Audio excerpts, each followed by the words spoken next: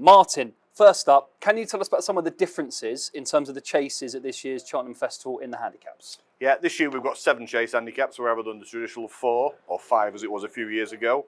The 2.5 mile novice handicap has been reinvented and back to replace the turners.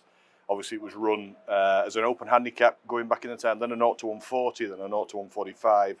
Now it's back to an open handicap and the entries look really good. So that's one of the changes. The cross-country race is also back to a handicap for the first time in 10 years. 2015 the last time. And the newest handicap of all is the X4 miler, the National Hunt Chase, which is a handicap for the first time. And have any of these changes caught trainers out in terms of horses not being qualified in time, for example? Yeah, mainly in the National Hunt Chase, because they've got to run 4 times if you're a non-novice, 3 times if you're a novice, and in the National Hunt Chase especially, you've got to be placed over a distance and running a chase this season. So there's been 8 NQs from the original 45 entries in that race. So I think some trainers have been caught unaware, but of course some of these horses have got other entries in other races.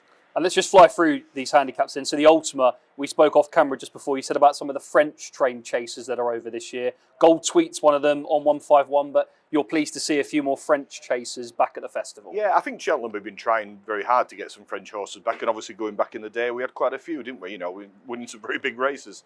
Yeah, Gold Tweet ran really well at Haydock. If anybody can remember the, obviously in terrible conditions, the Betfair Chase, that horse went as well as any up the home straight and just fell in a bit of a hole.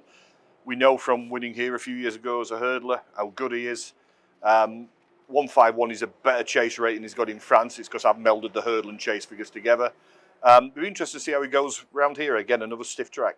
Now is the hour, is a leading contender in the National Hunt Novices Handicap Chase. Yeah, he's the shortest price favourite in all the handicap chases. Obviously, this is the new race, so it'll be interesting to see how this race pans out for one. That last run at Navan caught quite a few eyes, apparently. I got quite a few messages sent to me about, oh, you must look at this horse, and I've had saying, oh, refuse it a rating and all that. People didn't realise this horse was entered in November over here and already had a rating adjusted to it. That run was easily its best chase run on paper. He's rated 139, 135 in Ireland, but he was a winning hurdle last year at Haydock. We do know something about this horse.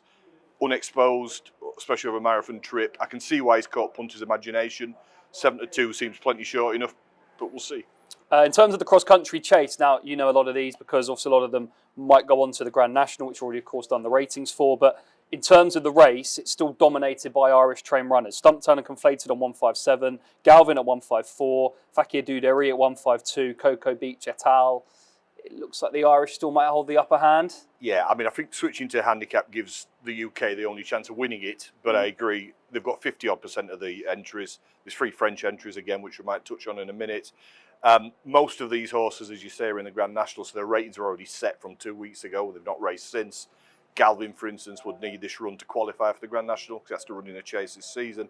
I agree. I think the betting will tell you that all bar Mr. Coffee of the top 6 or 8 are Irish trained. And Stumptown obviously was a really good winner in December. Its rating is markedly higher than its Irish rating. That's simply because the Irish don't do cross-country ratings. I don't think every Irish trainer and owner realise that, but that's the reason there's such a big gap. And the French at the bottom, ICO Madrick, connections have been rattling on to me all season about getting this horse into the race.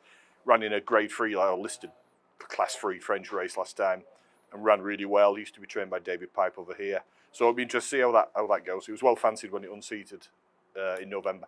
What about the Jack Richards Novices Limited Handicap Chase? So obviously that race has come back essentially to the festival, Martin. Yeah, this entry looks really strong. I mean, I think a lot of people were for having a 2.5 mile novice chase, and a lot of people were disappointed the handicap went, certainly punters, which I used to be one, of course. I don't bet now, but I think people really like this race from a punting perspective, so I think a lot of people will be pleased it's back. The entry looks really strong. Again, it's difficult to know, to compare it, because it's had several different guises over the years, but it looks certainly one of the stronger entries of the week. And just anything else in terms of either the plate or the King Muir? Was there any horse that you thought was particularly tricky to handicap? I mean, the King Muir, you've got the likes of Summer Jest, who represents Willie Mullins, Yeah Man, etc. Yeah, the King Muir has been a haven for Irish trained novices recently. They've won 5 out of the last 6, nearly always unexposed, very lightly raced. I know your way of thinking won it last year, for instance.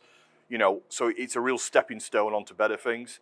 Again, rather than picking one horse, any horse that's a novice and unexposed, Irish or English, always gives handicappers more to worry about because we don't know the zenith of their ability. You know, we can only handicap them what we've seen thus far.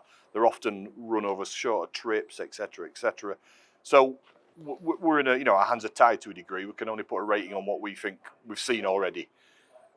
So the Gavin Cromwell horse, really now is the hour, is one that a lot of people will be interested in, you think, from that I just think because of the curiosity over that last run, it would be a horse that might catch punters' imagination. Is that the best way to say it? I would say that, yeah. Non-handicap wise, just a brief word on the championship races.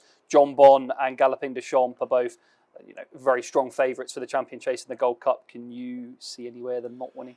I can't. Galloping de Champs, I just cannot. I mean, if he gets around, it's going to win, isn't it? I mean, it's a superb horse. It's obviously very amenable to be trained. It keeps coming back every year. I mean, that last run was a messy race at Leopardstown, but I mean, he was really strong at the end. I mean, if you were going to have a punt in the race, and I was a punt, I'd be looking for somewhere each way. Monty Star maybe, who ran pretty well behind it. I mean, you wouldn't want to be lumping at 8-11, but you can't see him getting beat, can you? John Bon, likewise, to be fair, he looks really strong this season. He hammered an Ergamine last time.